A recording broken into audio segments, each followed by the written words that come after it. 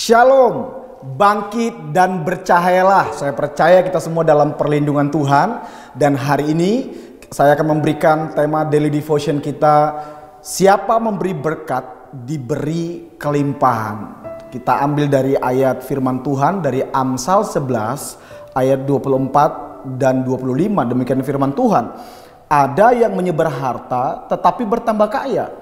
Ada yang menghemat secara luar biasa, namun selalu kekurangan. Siapa banyak memberi berkat, diberi kelimpahan. Siapa memberi minum, ia sendiri akan diberi minum. Puji Tuhan, ini sebuah firman Tuhan yang luar biasa. Sangat kontradiktif dengan dulu statement-statement yang pernah kita dengar. Dari waktu saya kecil dulu sering mendengar sebuah statement yang berkata begini, hemat pangkal kaya. Dan saya dulu sangat mempercayainya.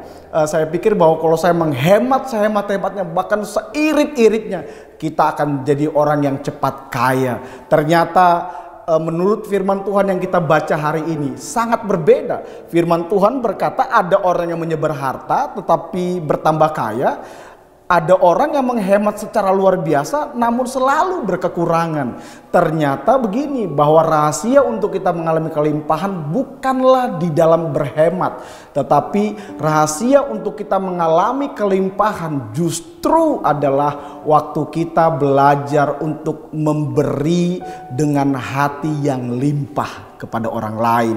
Karena Alkitab berkata, siapa memberi, dia sendiri akan diberi dengan berkelimpahan. Jadi hari ini saya mau mendorong, memotivasi, men-challenge Bapak Ibu Saudara untuk kita mengganti moto hidup kita. Bukan hemat pangkal kaya, tetapi memberi adalah kunci untuk kita mengalami kelimpahan di dalam berkat Tuhan. Pertanyaannya, kenapa dalam memberi? Apa sih rahasianya? Why? Kenapa harus memberi? Karena memang begini, yang pertama adalah sebab kaya menurut firman Tuhan itu bukanlah soal berapa banyak yang kita kumpulkan. Sekali lagi, menurut firman Tuhan kaya itu bukan bicara soal berapa banyak yang kita kumpulkan, tapi berapa banyak yang kita bagikan. Prinsip kayanya kita harus kita samakan dulu dengan firman Tuhan. Firman Tuhan berkata, waktu kita semakin banyak memberi, kita tidak akan pernah kekurangan. Justru kita akan bertambah kaya katanya.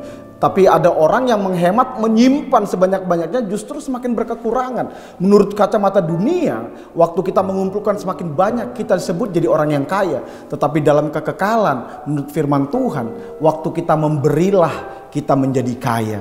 Jadi kaya di sini bukan berbicara berapa banyak yang kita kumpulkan. Kaya di sini berbicara tentang berapa banyak yang kita bisa bagikan bagi orang lain dan juga sesama kita. Dan yang kedua prinsipnya, kenapa justru waktu kita memberi justru kita diberikan kelimpahan. Yang kedua adalah siapa memberi dia diberi banyak, karena memang dalam firman Tuhan baik dalam perjanjian lama dan perjanjian baru prinsipnya sama, bahwa orang yang suka memberi akan selalu diberi. Orang yang suka berkorban, menabur, dia tidak akan pernah kekurangan. Di perjanjian lama sampai perjanjian baru, ayat yang sama, firman Tuhan yang sama muncul. Kenapa? Karena memang begini, waktu kita memberi itu adalah sifat Tuhan. Sifat Tuhan kita yang paling menonjol, yang paling luar biasa itu adalah sifatnya yang suka memberi. Dia memberikan semua yang terbaik di dalam kehidupan kita. Itu sebabnya waktu saudara mulai belajar memberi, lalu Tuhan melihat begini, wah ini sama dengan sifatku.